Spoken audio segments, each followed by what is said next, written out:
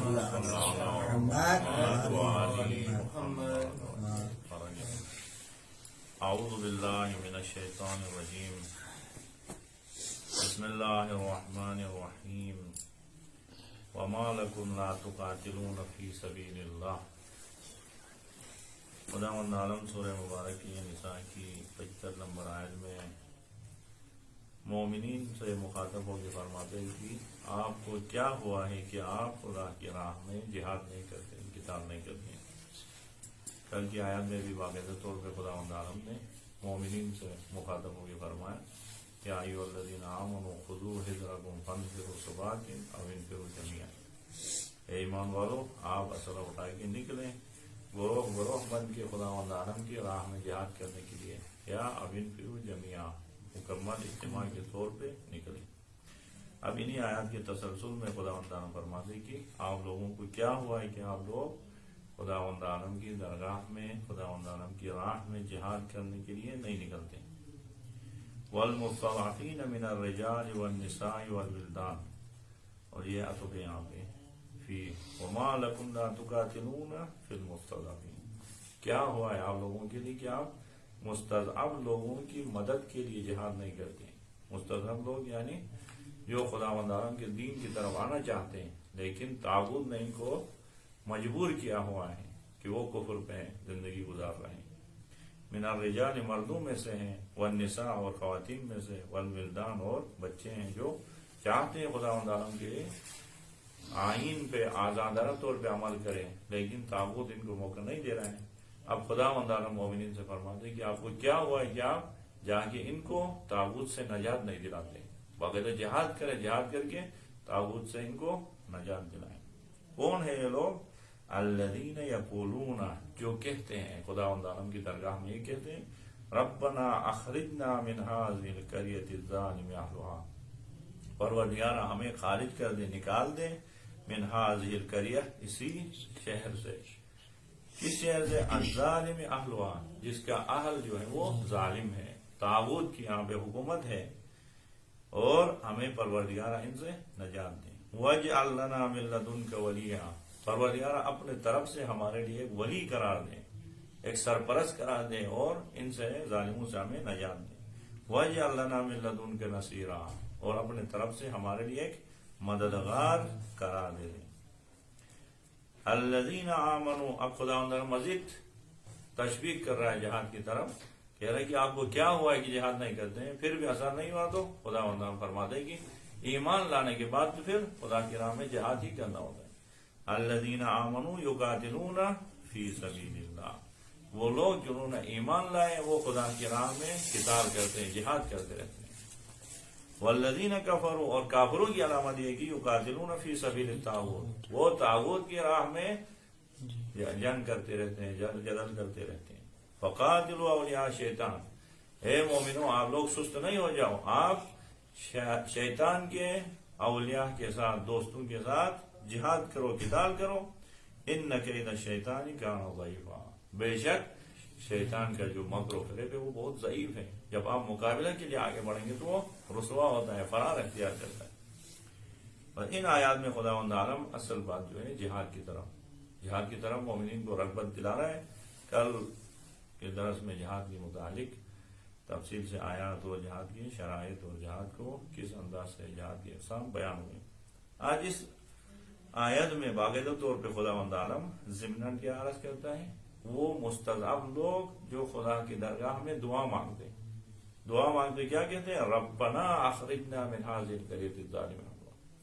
اب اس آیت کے شان نزول میں لکھا ہے کہ مکے میں کچھ لوگ تھے جو خداوند عالم کے دین پہ عمل کرنا چاہتے تھے لیکن مشرکان مکہ ان کو موقع نہیں دے رہے تھے، اور پیغمبر پاک ہجرت کر کے مدینے میں جا کے حکومت تشکیل دیا ہوا تھا۔ اب یہ بار بار خداوند عالم کے درگاہ میں دعا مانگتے تھے کہ پروردگار ہمیں ان ظالموں سے نجات دے اور ہمارے لیے اپنے طرف سے ایک ولی اور ایک سرپرست مقرر کر دے۔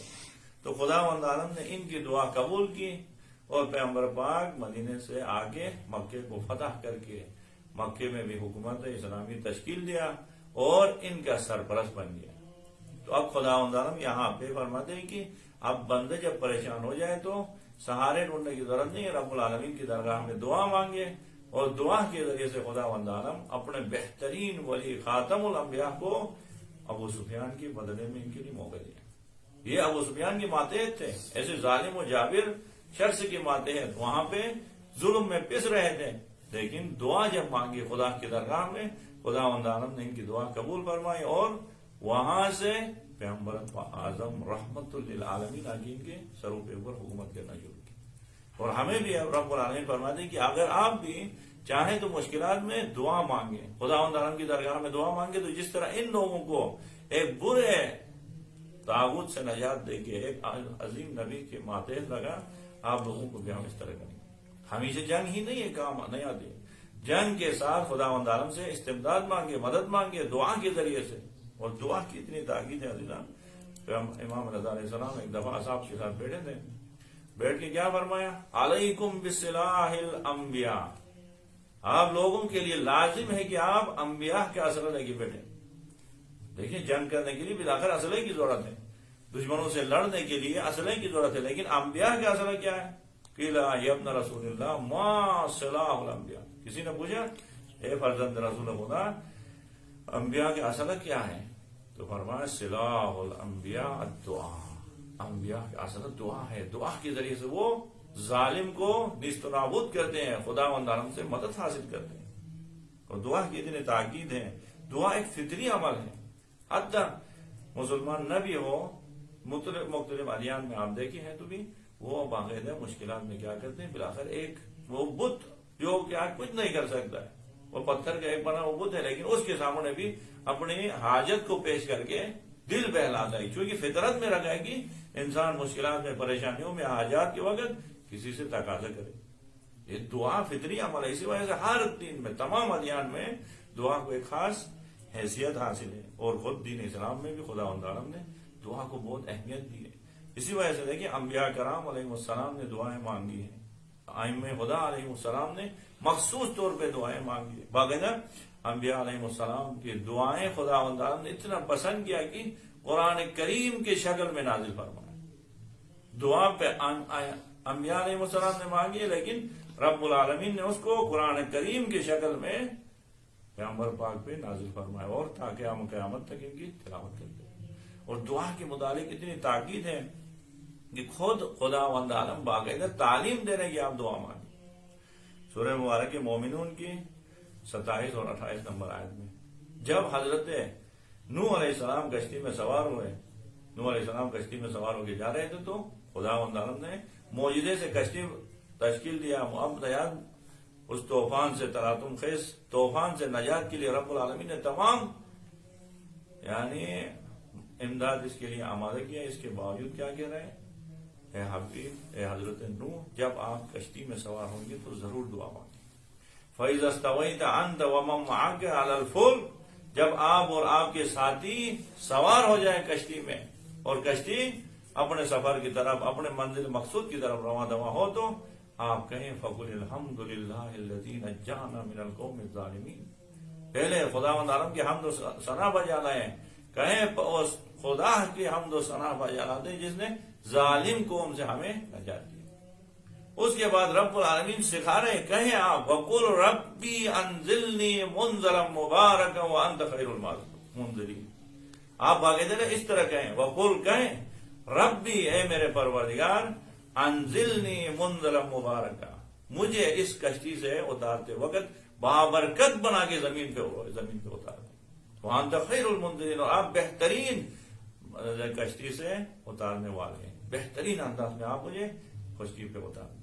دیکھیں حضرت نوح علیہ السلام شیخ الانبیاء کو خداوند عالم سکھا رہے ہیں، دعا تعلیم دے رہے کہ آپ سفر میں نکلیں تو آپ اس طرح دعا مانگیں. یا اسی طرح دعائے سفر جس طرح ہے سورہ مبارک زخرف میں ذکر ہوا ہے کہ جب بھی آپ گاڑی میں سوار ہو جائیں، ہوائی جہاز میں سوار ہو جائیں، یا کسی جانور کے کچھ پہ سوار ہو کے سفر میں نکل رہے تو کیا کہیں؟ سبحان الذی سخر لنا ھذا وما كنا له مقرنین. بخش اس دعا کو پڑھیں، بابرکت ہے وہ ذات جس نے اس سواری کو ہمارے لیے مسخر کیا. ہمارے پاس وہ طاقت و توانائی نہیں کہ اس کو ہم مسخر کریں. پھر پروردگار عالم کی درگاہ میں دعا مانگی کہ خداوند عالم آپ کو منزل مقصود تک پہنچائے. اب دعا کی اتنی اہمیت ہے، اسی لیے خداوند عالم انبیاء علیہ السلام کی دعاؤں کو قرآن مجید میں ذکر کیا ہے، اور خود انبیاء اولو العزم انبیاء نے یہ نہیں کہا کہ ہمارے پاس طاقت ہے، ہم وہی کے ساتھ چل رہے ہیں، ہمارے پاس علم غیب ہے، ہم اپنے کاموں کو ہم خود انجام دیں گے. نہیں، ہر موقع پہ خداوند عالم سے دعا مانگتے ہوئے نظر آئے. جب حضرت موسیٰ علیہ السلام کو خداوند عالم نے حکم دیا کہ اذهب الى فرعون انه طغى، جائیں فرعون کے پاس جا کے تبلیغ رسالت کریں. اب موسیٰ علیہ السلام یہ نہیں کہہ رہے میں اولو العزم نبی ہوں، میں خداوند عالم کے ساتھ جا کے ڈائریکٹ بات کرتا ہوں، میرے پاس تمام علوم کے خزانے ہیں، میں جا کے فرعون کو سناؤں گا. نہیں، فوراً سورۃ طٰہٰ کی 25 نمبر آیت سے 35 نمبر آیت تک اذهب الى فرعون انه طغى کہا تو فوراً تبلیغ رسالت کے لیے خدا سے مدد مانگتے ہوئے کہا قال رب اشرح لي صدري ويسر لي امري واحلل عقدة من لساني يفقهوا قولي واجعل لي وزيرا من اهلي هارون اخي اشدد به امري.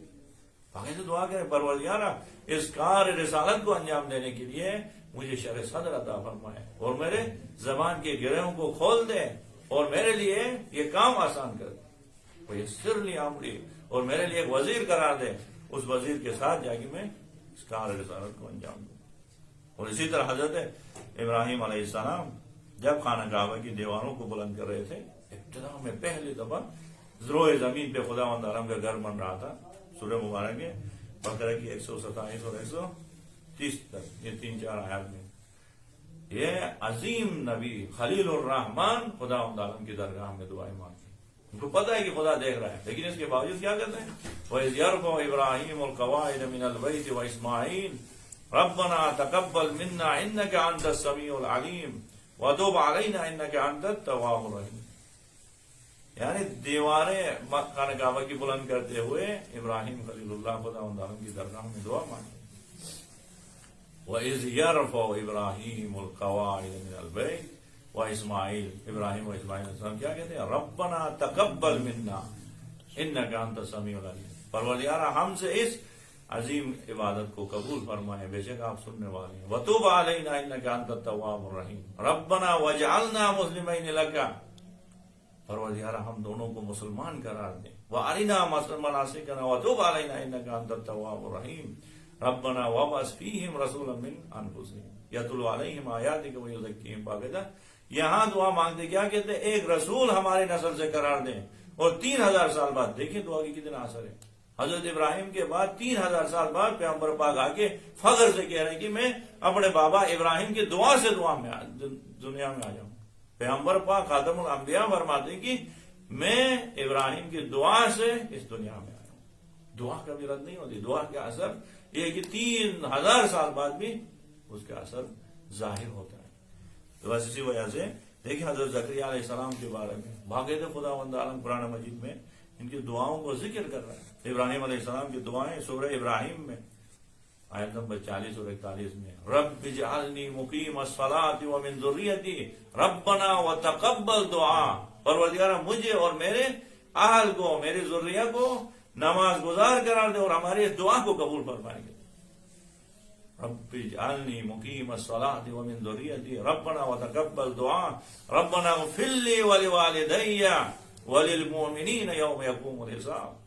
قیامت تک آنے والے تمام مومنین کے لیے اور اپنے والدین کے لیے ابراہیم علیہ السلام دعا مانگتے ہوئے نظر آتے. ربنا اغفر لی، پروردگار مجھے بخش دے، ولوالدی اور میرے والدین کو، وللمؤمنین اور مومنین کو، یوم یقوم الحساب، کل قیامت کے دن ہمیں خداوند عالم معاف کرے اور عام الزدہ خداوند عالم نے جن کو بخش دیا ہے ان لوگوں میں سے قرار. اب دعا کے متعلق اتنی تاکید ہے، اسی وجہ سے آپ دیکھیں ہر امام نے کس انداز سے دعا مانگے خدا کی درگاہ. امیر المومنین ہے، صاحب علم غیب ہیں اور خود سے شیر خدا ہیں. اس کے باوجود اتنی طاقت و توانائی ہے کہ دشمن کو ایسے کیا ہے ذلیل و رسوا کرتا ہے میدان جنگ میں. لیکن اس کے باوجود رب العالمین کے درگاہ میں آتے تو کس طرح گڑ گڑاتے ہوئے کیا کہتے ہیں؟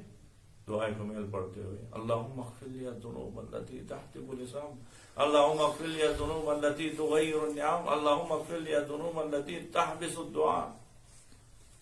دعائے کمیل پڑھ رہے ہیں، دعائے مشغول پڑھ رہے ہیں، دعائے صباح پڑھ رہے ہیں.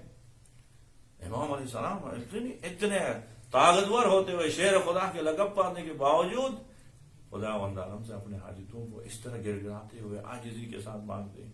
اور امام حسین علیہ السلام دیکھیں دعائے عرفہ امام حسین علیہ السلام اگر انسان تیزی کے ساتھ پڑھے بغیر خضوع خشوع کے جلدی سے مطالعہ کرے تو 2 گھنٹے لگتے ہیں. کس انداز سے عرفہ کے میدان میں عرفات کے میدان میں امام حسین علیہ السلام نے روتے ہوئے گر گراتے ہوئے خدا کی درگاہ میں دعا مانگتے ہوئے نظر آتے ہیں. امام سید الساجدین علیہ السلام جب سارے لوگ ماہ رمضان میں سحر کے وقت سحری کھانے میں مشغول اسی وقت ایک دن نہیں اول سے آخر تک سحر کے وقت دعائیں ابو حمزہ اسماعیلی پڑھتے ہوئے نظر آتے ہیں. خدا عالم کی درگاہ میں گر گراتے ہوئے نظر آتے ہیں. اور اسی کے علاوہ پورے صحیفے کاملہ صحیفے سجادہ امام علیہ السلام دعائیں مانگتے نظر آتے ہیں. اسی وجہ سے دعا کی اتنی اہمیت ہے. خدا عالم خود سے تعلیم دیتے ہیں قرآن مجید میں کہ آپ دعائیں مانگیں. اور اسی طرح انبیاء علیہ السلام نے جو دعائیں مانگی ان کو قرآن کی شکل میں نازل کیے. قرآن مجید میں 190 دعائیں جو انبیاء علیہ السلام نے مانگی وہ قرآن کی شکل میں نازل کی. وَمِنْهُمْ مَن يَقُولُ رَبَّنَا آتِنَا فِي الدُّنْيَا حَسَنَةً وَفِي الْآخِرَةِ حَسَنَةً وَقِنَا عَذَابَ النَّارِ. خداوند فرماتے ہیں کہ کچھ آپ میں سے ایسے لوگ ہیں جو خدا کی درگاہ میں مانگتے ہوئے نظر آ رہے ہیں, کہتے ہیں کہ پروردگار ہمیں دنیا میں بھی اچھائی دے, آخرت میں بھی اچھائی دے, اور عذاب نار سے ہمیں نجات عطا فرما. اور دعا کی تاکید اور اتنی ہوئی ہے.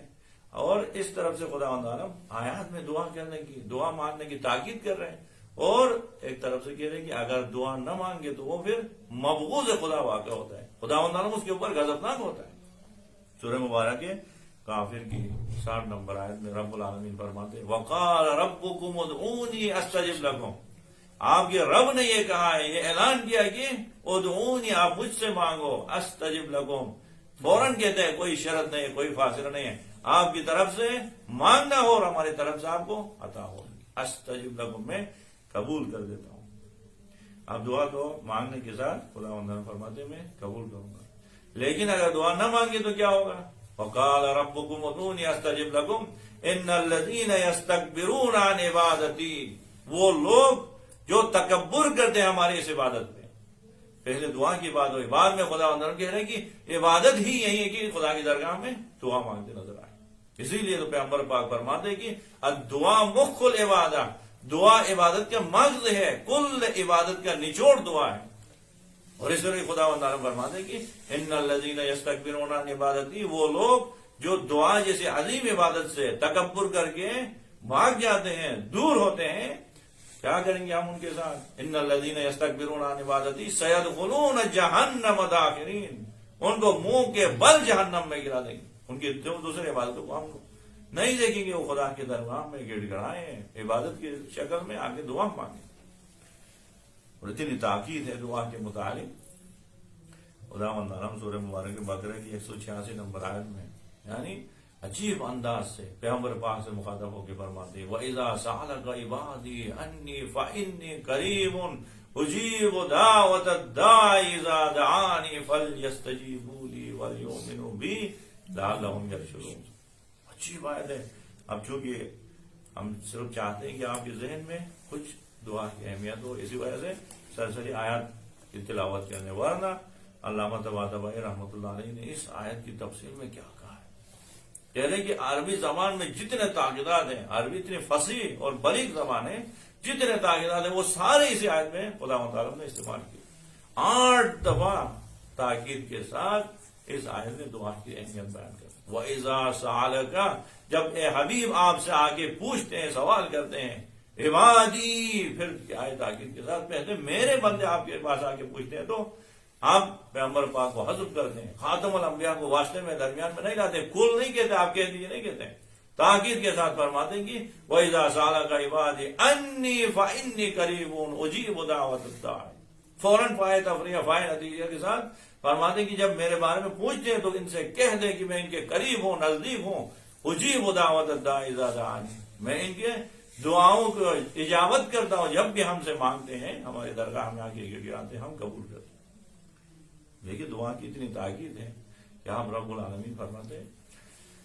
اب دعا کی اہمیت عظمت اتنی ہے کہ خدا فرماتے ہیں کہ اگر آپ کے پاس یہ سارے نعمات خدا ہوتی ہیں, وقت میں آپ کے لیے گندم پکتا ہے, وقت میں آپ کے پاس باران رحمت ہوتی ہے, وقت میں صبح اٹھتے وقت دیکھتے ہیں کہ سورج کی شعاعیں آپ کے پاس آتی ہیں، جس کی وجہ سے آپ سکون سے زندگی گزارتے ہیں۔ یہ سلسلہ، یہ رحمت خدا کا سلسلہ کیا ہے، کیسے آپ کی طرف آتا ہے؟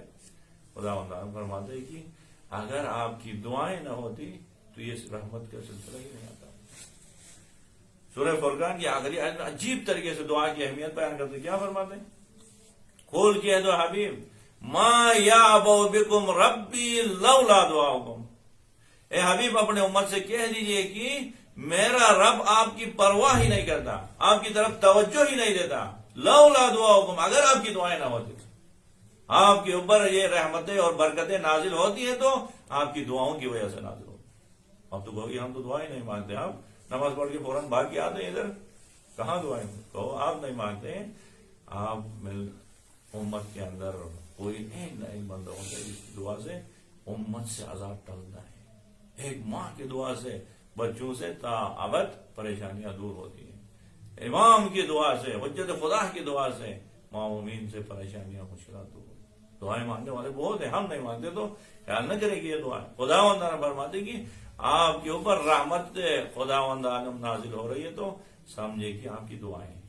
قل ما یعبؤ بکم ربی، اے حبیب ان سے کہہ دو میرا رب آپ کی پرواہ ہی نہیں کرتا، آپ کو توجہ ہی نہیں دیتا، آپ کی طرف نظر کرم ہی نہیں کرتا، لولا دعاؤکم، اگر آپ کی دعائیں نہ ہوتی۔ بس یہ نظر کرم کرتا ہے، رحمت خدا نازل ہو رہا ہے تو کیوں ہو رہا ہے؟ آپ کی دعاؤں کی وجہ سے۔ دعا کی اتنی اہمیت ہے، وہ دیکھیں اسی وجہ سے سورہ یونس میں، سورہ انبیاء کی 87 اور 88 نمبر آیت میں خداوند عالم حضرت یونس علیہ السلام کی قصہ سنا رہے ہیں، اپنے نبی کا قصہ سنا رہے ہیں۔ فرماتے وَظَنُّونِ إِذْ ذَهَبَ مُغَاضِبًا فَظَنَّ أَن لَّن نَّقْدِرَ عَلَيْهِ فَنَادَىٰ فِي الظُّلُمَاتِ أَن لَّا إِلَٰهَ إِلَّا أَنتَ سُبْحَانَكَ إِنِّي كُنتُ مِنَ الظَّالِمِينَ۔ میرا بندہ یونس جب قوم کو بدعا کر کے نکلے، جا کے وہ قصہ ہوا، جا کے مچھلی کے پیٹ میں گئے۔ اب خدا کو معلوم ہے خالق ہیں، ان کا نبی اس وقت مچھلی کے پیٹ میں، لیکن خدا طاقتور بھی ہے، اس کو نکال بھی سکتا ہے لیکن کچھ نہیں کرتا ہے۔ جب تک حضرت یونس دعا نہیں مانگتا ہے خداوند عالم ان کو مچھلی کے پیٹ سے نجات نہیں دیتا۔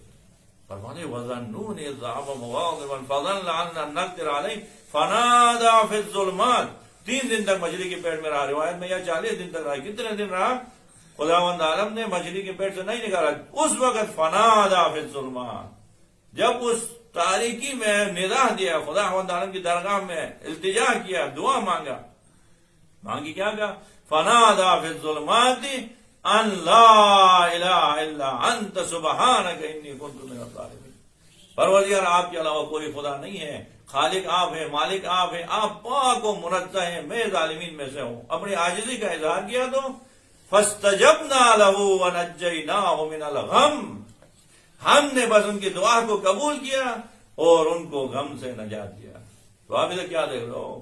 ان کو نجات دیا تو خداوند عالم جیسے کہہ رہے ہیں، صرف یونس کو نہیں، آگے کہہ رہے ہیں کہ فَاسْتَجَبْنَا لَهُ وَنَجَّيْنَاهُ مِنَ الْغَمِّ وَكَذَٰلِكَ نُنجِي الْمُؤْمِنِينَ، اسی طرح ہم مومنین کو بھی نجات دیتے ہیں۔ اگر مومن بھی یونس کی طرح پریشان ہو کے خدا کی درگاہ میں گڑ گڑائے تو یہ صرف یونس کے ساتھ واقعہ نہیں ہوا، یہ واقعہ آپ کے ساتھ بھی رونما ہو سکتا ہے، شرط یہ کہ آپ بھی یونس کی طرح کیا ہو جائیں، خدا کی درگاہ میں عاجزی کا اظہار کریں۔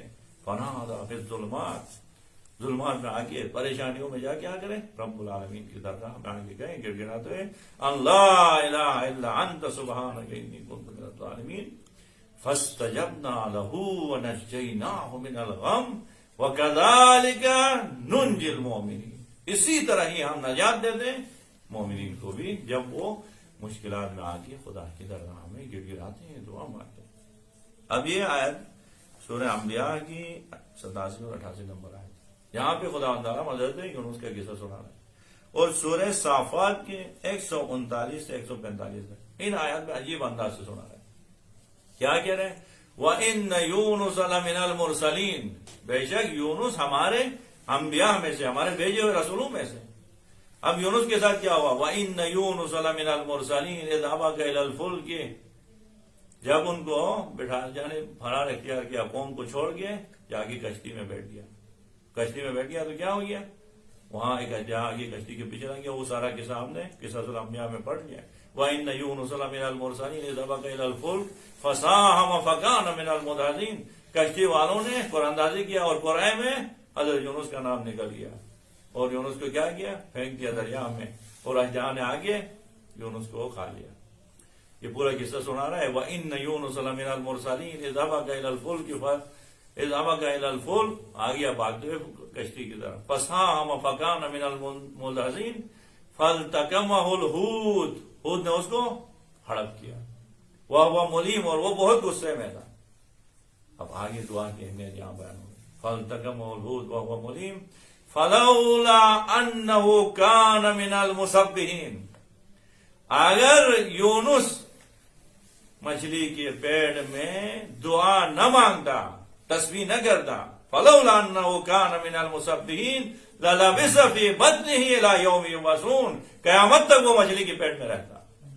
کیا مچھلی کے پیٹ سے نکال دیا تو ہم نے ان کی دعا کی وجہ سے نکالا۔ آپ اس طرح ہے، اگر شادی کے لیے دعا نہیں مانگو گے قیامت تک مجازہ ہوگی، اگر شاید کیا ہے اقامت کے لیے دعا نہیں مانگو گے ایسے ہی یہاں پہ کیا خبر ہوگی۔ یہ باقاعدہ طور پہ خدا نے فرماتی خدا کی درگاہ میں گڑ گڑائیں، خدا کی درگاہ میں دعائیں مستجاب ہوگی۔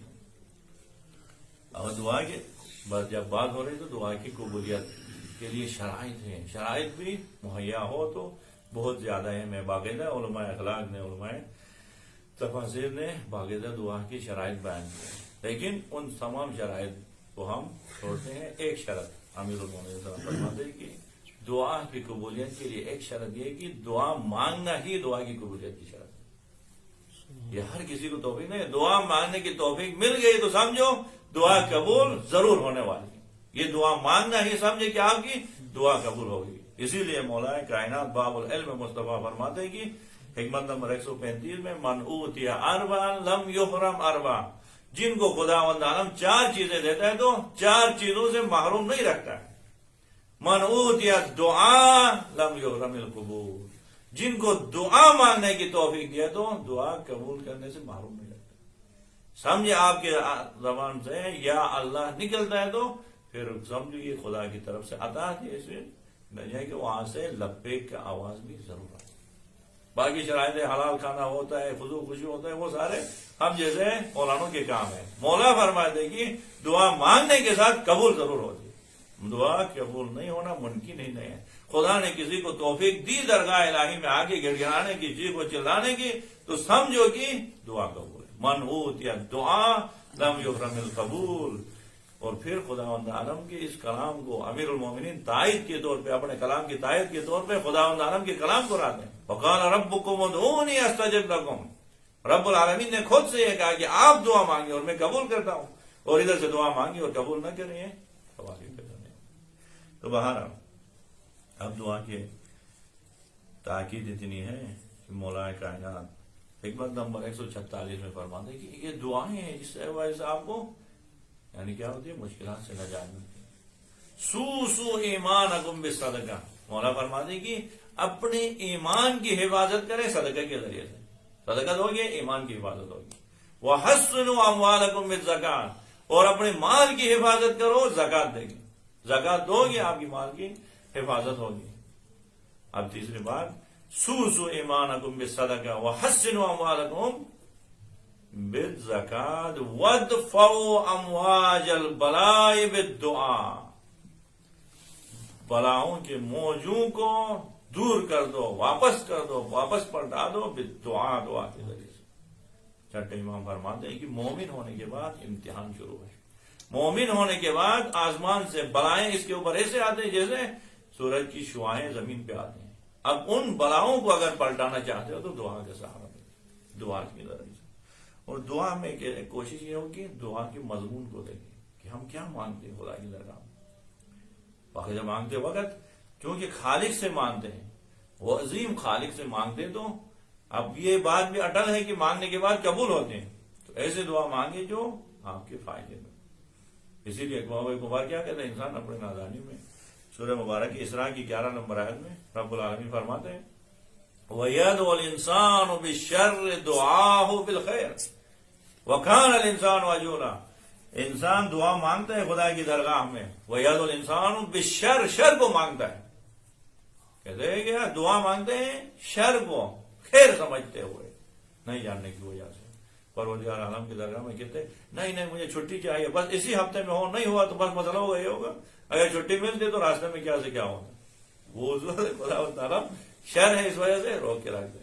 وَيَدْعُ الْإِنسَانُ بِالشَّرِّ دُعَاءَهُ بِالْخَيْرِ وَكَانَ الْإِنسَانُ عَجُولًا، اور انسان کی عادت ہی ہے کہ وہ جلد باز ہے، اور جلد بازی میں کیا کرتا ہے، اپنے لیے خیر کو چھوڑ کے شر مانگتا ہے۔ اسی لیے سوچ کے مانگیں، اور دعا مانگتے وقت بھی درمیانی دعا نہیں مانگیں، جیسے ہمارا اکثر کیا کرتے ہیں، خدا میری عمر بھی آپ کو دے، خدا کے پاس کیا عمر کم ہے کہ اپنے دعا عمر اس کو دے دو، کہو مجھے اور آپ کو خدا عالم مزید عمر دے۔ کچھ ایسے ہوتے ہیں کم کیا ہے ان کے پاس، فکر کوتا ہے تو دعائیں بھی ایسے کوتا فکر کی دعائیں کریں۔ دعا وسیع کریں، وسیع دعا کیا ہے، مضمون کے ساتھ دعا ہو۔ حضرت یوسف علیہ السلام کو سارے مصر کی بیوی نے کیا کیا، اب اپنی غلطی ثابت کرنے، اپنی غلطی کو چھپانے کے لیے سارے عزیز مصر کی خواتین کو لایا، کیا ایسا ایک عظیم شہزادہ ہے، ان کو دیکھنے کے بعد آیا طاقت ہے کہ آپ گناہ میں مبتلا ہوئے بغیر رہیں، آئے دیکھیں، ساروں نے آگے دیکھا، سب نے کہا قال حیت لک، واہ واہ کیا جوان ہے یہ۔ حضرت یوسف علیہ السلام نے کیا کہا، اس وقت دعا مانگی گا، قال سورہ مبارک ہے یوسف میں 37 اور 38 نمبر آیت میں، 34 اور 33 نمبر آیت میں فرمایا قال، اب دعا مانگا یوسف نے، ادھر سارے خواتین نے آگے ان کو گناہ کی طرف دعوت دی، تو یوسف علیہ السلام نے کیا کہا، قال رب السجن احب الی مما یدعوننی، پروردگارا یہ جو دعا پکارتے ہیں مجھے گناہ کی طرف، اس سے مجھے زندان بہت زیادہ پسند ہے۔ قال رب السجن احب الی مما یدعوننی والا تصرف عنی کیدہن اصب الیہن واکن من الجاہلین، اگر آپ ان کے مکر و فریب سے مجھے نہیں بچاؤ گے تو میں بھی انسان و بلاخر میں گناہ میں مبتلا ہو جاؤں گا اور جاہلین میں سے بن جاؤں گا۔ رب العالمین نے بعد والی آیت میں فرمایا 34 نمبر آیت میں فاستجاب له ربه فصرف عنه کیدہن انہ هو السمیع العلیم، پس فوراً خدا عالم نے یوسف کی دعا کو قبول کیا، قبول کر کے کیا کیا، خواتین سے نجات دے کے زندان میں بھیج دیا، کیونکہ مانگا اس نے خود سے تھا۔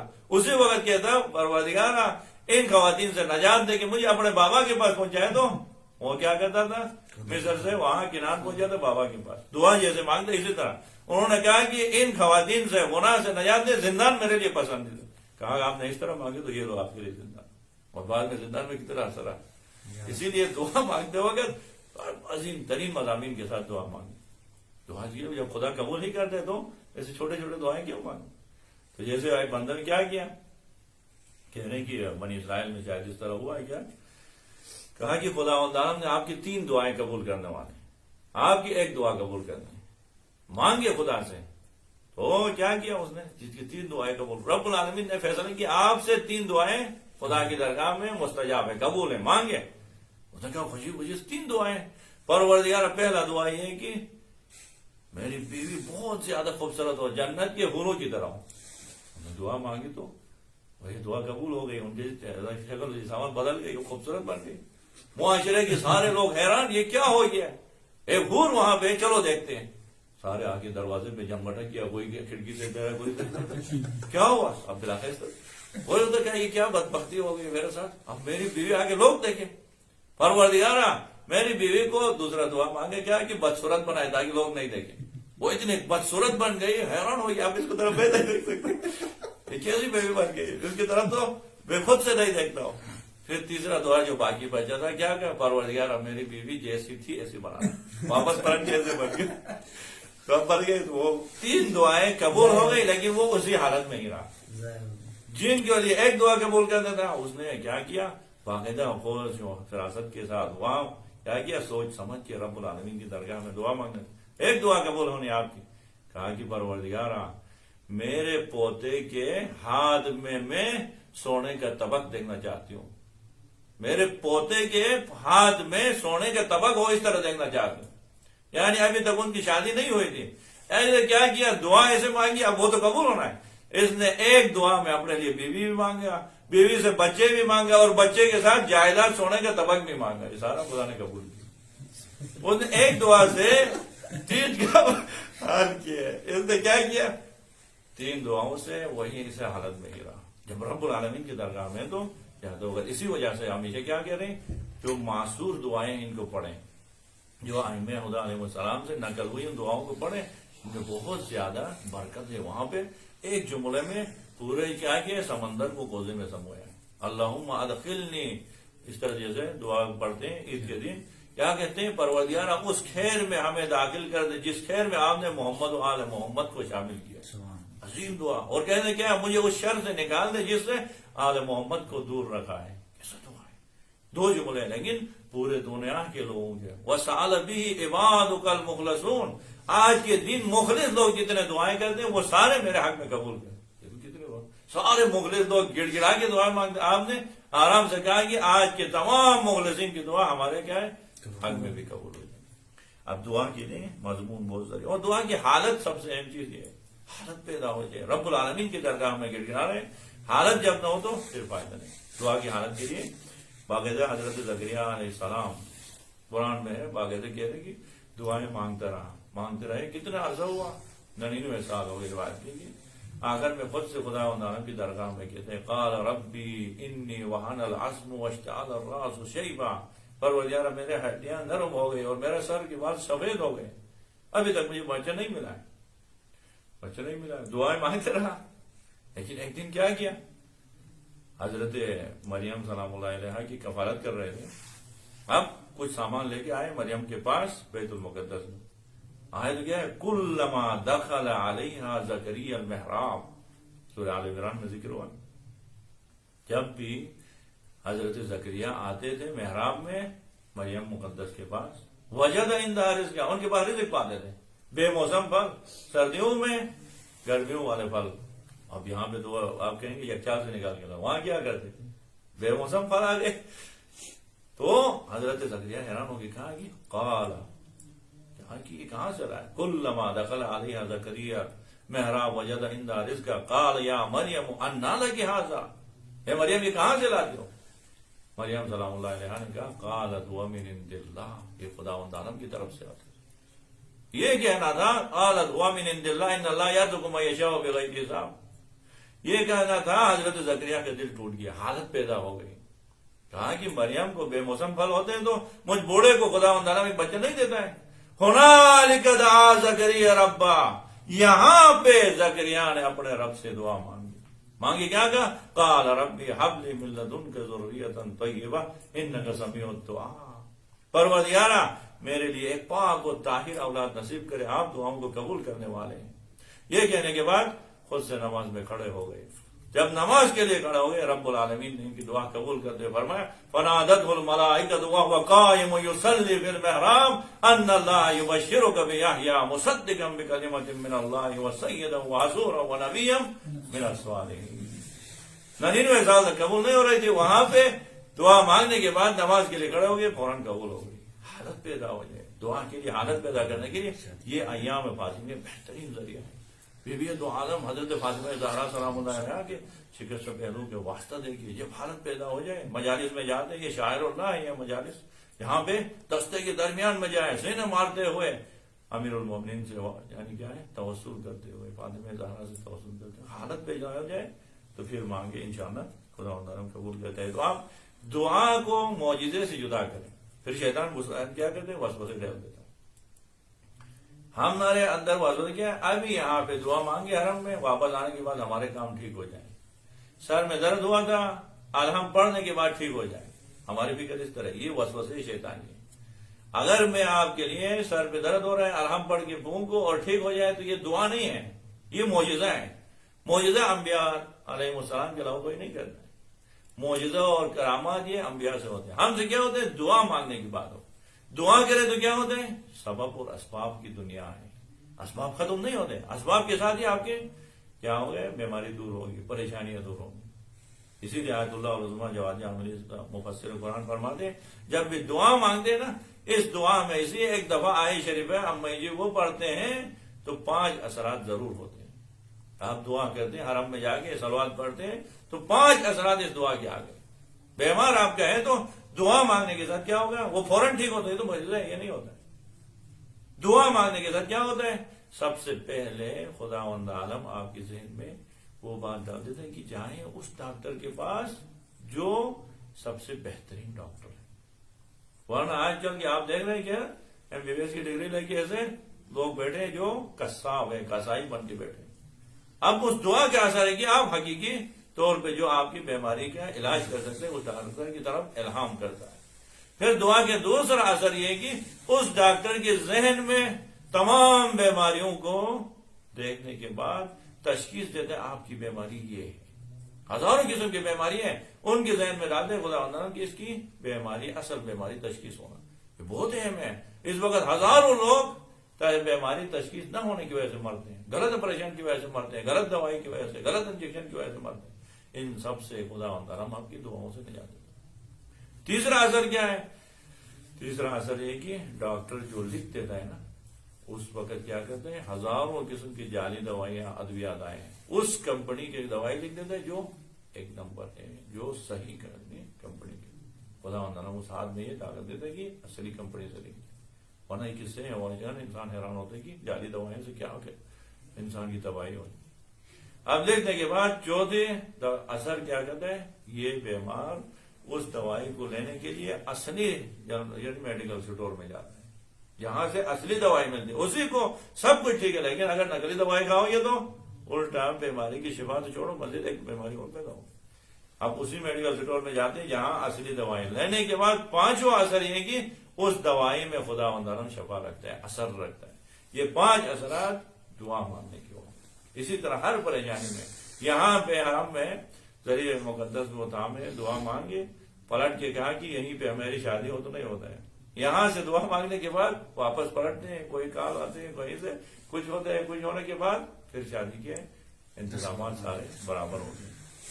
دوبارہ دعا کی اتنے سارے اہمیت ہیں، اسی لیے آپ لوگ ان ایام میں خصوصاً ایام فاطمہ میں اپنے مقدس دعاؤں میں ہمیں بھی یاد رکھے. دعاؤں میں خصوصاً دعا کے بارے میں ذکر ہوا ہے کہ والدین کی دعا قبول ہوتی ہے. اور عجیب عجیب دعا کے بارے میں کیا کیا مظلوم کی دعا. اللہ اکبر، عجیب حالت ہے جب مظلوم کسی کے لیے دعا دینا آسمان تک ان کی آ جاتی ہے، اور کسی کو بد دعا بھی دے تو عجیب ہے. امام محمد باقر علیہ السلام فرماتے کہ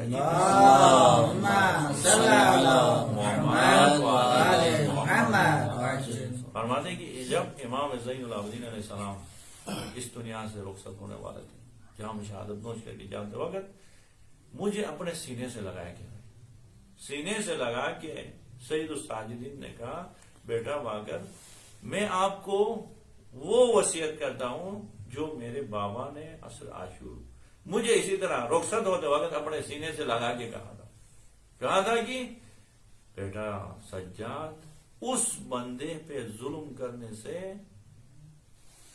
اپنے آپ کو دور رکھے، بچے جس کا خدا کے علاوہ کوئی نہیں.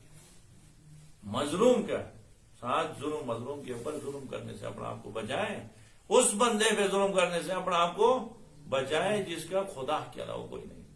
ان کی آہ نکلتی ہے تو زندگی تباہ کر پاتے.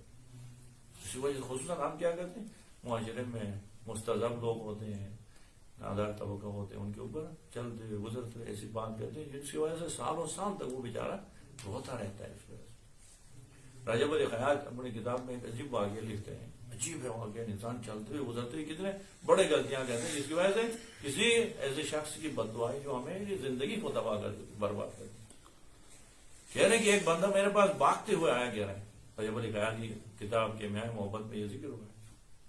بھاگتے ہوئے میرے پاس آگے کہا کہ آقا محترم آپ مستجاب الدعوہ ہیں، میرے لیے دعا کریں، میرا بیٹا مرنے والا ہے، عجیب ایک بیماری میں لگا ہے، ابھی اس وقت جنگ کے عالم میں حالت احتضار میں، دعا کریں. تو کہہ رہے میں دعا کرنے کے لیے ہاتھ بلند کیا تو پتہ چلا، کیونکہ چشم برس نہیں رکھتے، پتہ چلا کہ نہیں اس کے بیٹے کو شفا ملنے والی نہیں.